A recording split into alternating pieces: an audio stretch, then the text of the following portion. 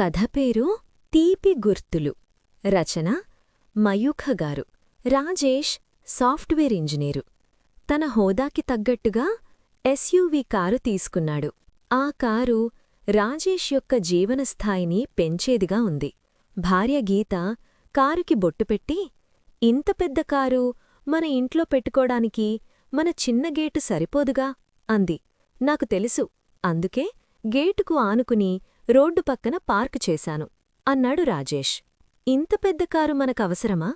రాత్రంతా దీన్ని బయటపడితే ఎలా చెప్పండి? రాజేష్ చిరాకుపడ్డాడు. ఏం చేస్తాం? మా మేనేజర్ ప్రమోషన్ ఇస్తానంటే, మంచి ఇన్సెంటివ్ వస్తుందంటే తీసుకున్నా. ఈ మోడల్ కారుంటేనే కదా ఆఫీస్లోనూ మన చుట్టుపక్కల మన స్టేటస్ పెరిగేది. కారు ఇంట్లో పట్టలేదనుకో, అప్పుడు ఈ ఇంటిని అమ్మేసి ఏ విల్లానో ఏ అపార్ట్మెంటో కొనాలి అన్నాడు. మీ నాన్నగారు కట్టించిన ఇల్లు అమ్ముతానంటారా? ఈ ఇంటిలోనే మన పెళ్ళి, పిల్లలు, అత్తమామలతో గడిపిన జ్ఞాపకాలు, ఇరుగుపొరుగువాళ్లతో స్నేహాలు ఇవన్నీ మర్చిపోయారా? అంది గీత బాధగా. ఇంటికి మన స్టాండర్డ్కి మ్యాచ్ కావట్లేదు గీతా. నాక్కూడా ఇల్లు అమ్మాలంటే గిల్టీ ఫీలింగ్గానే ఉంది అన్నాడు రాజేష్.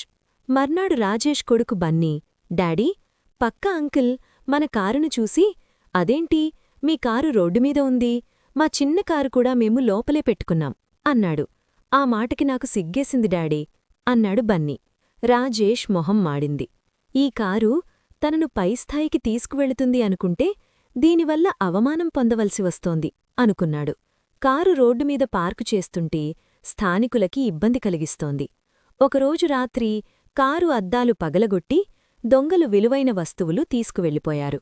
మర్నాడు రాజేష్ ఆ నష్టాన్ని చూసి బాధపడ్డాడు. దాంతో గీత, చూడండి, ఈ కారు రోడ్డుమీద ఉండటంతో మనల్ని కూడా రోడ్డుమీద పెట్టినట్టు అయింది. మన ఇంట్లో చోటులేనిది మన జీవితంలో ఎలా ఇముడుతుంది? అంతేకాకుండా రాకపోకలకి ఇబ్బంది కలుగుతోందని కాలనీవాళ్లు కంప్లైంట్ చేస్తున్నారు అంది. రాజేష్ ఆలోచించాడు. తన పాత జీవితం, ఇరుగుపొరుగు స్నేహాలు, తన కుటుంబ బంధాలు ఇవన్నీ ఈ కొత్త స్టేటస్ సింబల్ వల్ల దూరమవుతున్నాయని అర్థమైంది. ఆ రోజు డీలర్కి ఫోన్ చేసి కారు అమ్మకానికి పెట్టి చిన్న కారు కొనుక్కున్నాడు.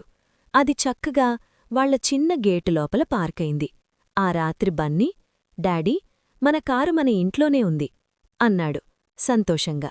రాజేష్ అనుకున్నాడు, చిన్నదైనా మన ఇంటి వస్తువు మన ఇంట్లో ఉంటేనే బాగుంటుంది అని.